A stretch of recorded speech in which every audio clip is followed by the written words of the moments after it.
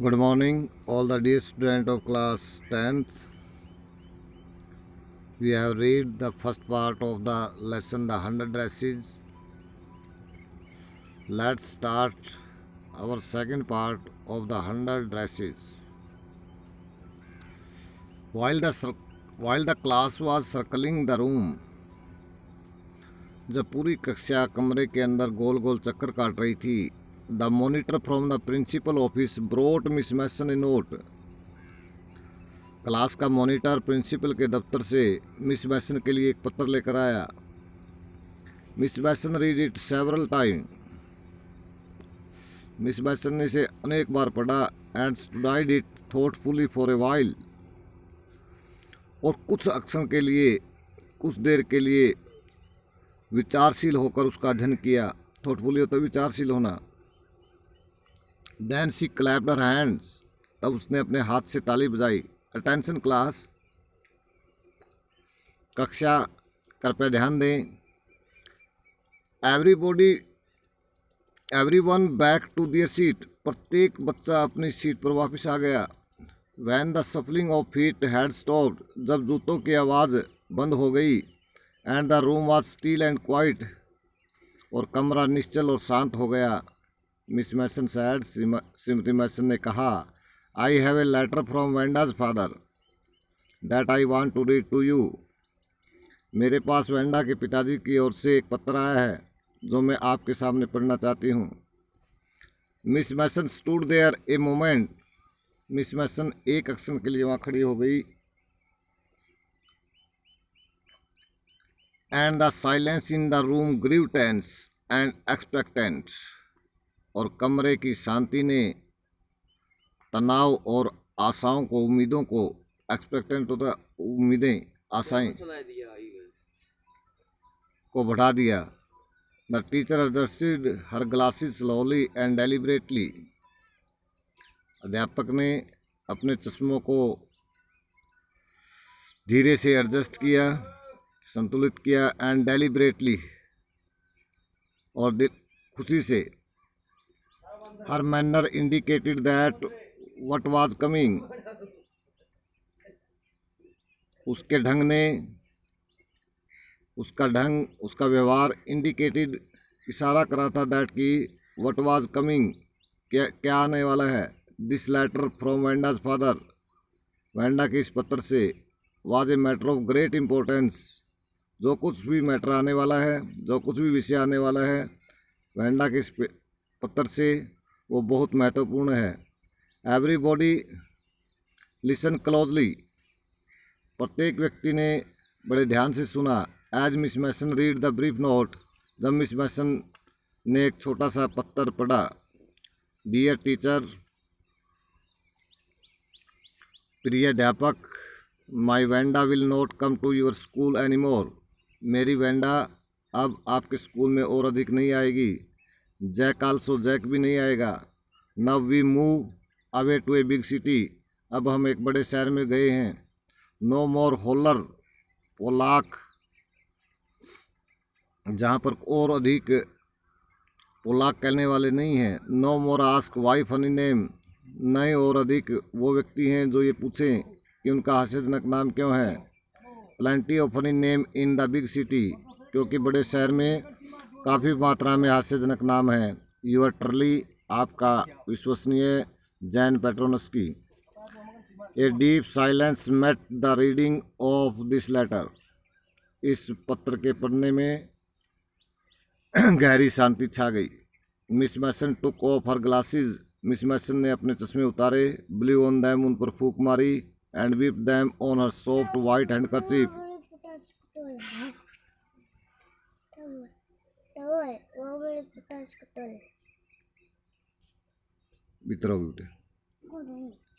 And whip them on her soft white handkerchief. और अपने सफ़ेद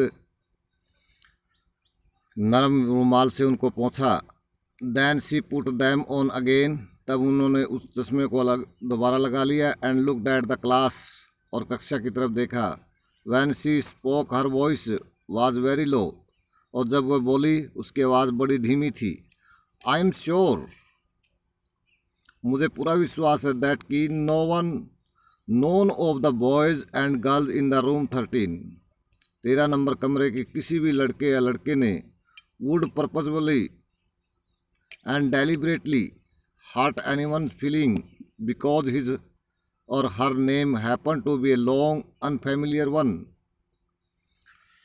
Would purposely कि किसी उद्देश्य से and deliberately और जानबूझकर hurt anyone's feeling किसी की भावनाओं को ठेस पहुंचाई हो, because his और her name happened to be long, केवल इस कारण कि उसका नाम संयोगवश लंबा है, अनफेमिलियर वन और वो एक अपरिचित है। अनफेमिलियर होता है अपरिचित, जिसको हम जानते नहीं। मिस मैसन ने कहा कि मुझे पूरा विश्वास है कि 13 नंबर कमरे के किसी भी लड़के या लड़की ने किसी व्यक्ति की भावनाओं को उसके नाम का लंबा होने या अपरिचित होने के कारण किसी उद्देश्य से या जानबूझकर उसकी भावनाओं को ठेस नहीं पहुंचाई है। I prefer to think that what was said in thoughtlessness. मेरा मानना है, मेरा सोचना है that what was said, जो कुछ भी कहा गया था, was said in thoughtfulness, अनजाने में कहा गया था। I know that all of you feel the way I do, और मैं जानती हूँ तुम भी ऐसा ही महसूस कर रहे हो जैसा मैं महसूस कर रही हूँ। That this is a very unfortunate thing to have happened. ऐसी घटना का होना बहुत ही दुर्भाग्यपूर्ण है। अनफॉर्चुनेट एंड सैड, बोथ दुर्भाग्यपूर्ण भी और उदासीपूर्ण भी, दोनों। And I want you all to think about it, और मैं चाहती हूँ कि आप सभी इसके बारे में सोचें। The first period was study period, पहला पीरियड पढ़ने का था।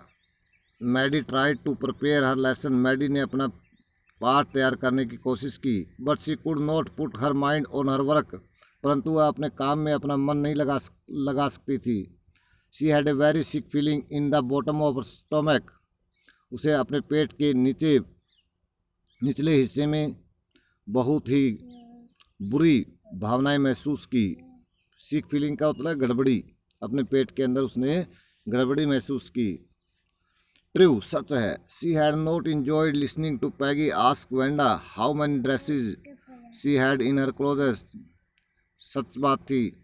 शी हैड नॉट इंजॉयड, उसने आनंद नहीं लिया था, लिसनिंग यह सुनने में, टू पैगी आस्क वेंडा, जब पैगी वेंडा से पूछती थी how many dresses she had in her closest, कि उसके अलमारी में उसके पास कितनी पोशाकें हैं। But she had said nothing, परंतु उसने कभी कुछ कहा भी नहीं था। She had stood by silently, वह वहाँ पर चुप के खड़ी रहती थी। And that was just as bad as what Peggy had done, तो वो भी उतना ही बुरा हुआ जितना कि पैगी ने बुरा किया था, वो उससे भी बुरा। शी वाज ए कावर्ड, वह एक कायर है। At least Peggy had not considered they were being mean, but she Maddie had thought they were doing wrong. At least कम से कम Peggy had not considered, Peggy यह तो नहीं समझती थी, दे वर बीइंग मीन, कि वे गलत कर रहे हैं, वे दुष्ट हैं। बट सी, परंतु वह मैडी हैड थॉट, उसने तो सोचा था, दे वर डूइंग रॉन्ग, कि वो गलत कर रहे हैं। She could put her self in Wanda's shoes, वह अपने आप को वेंडा की स्थिति में डालकर देख सकती थी। पुट हर शूज़, समवन का अर्थ होता है किसी को, दूसरे की जगह पर अपने आप को सोचना। Goodness, was not there anything she could do, हे भगवान, क्या वो कोई ऐसी चीज़ नहीं थी जो वो कर सकती थी।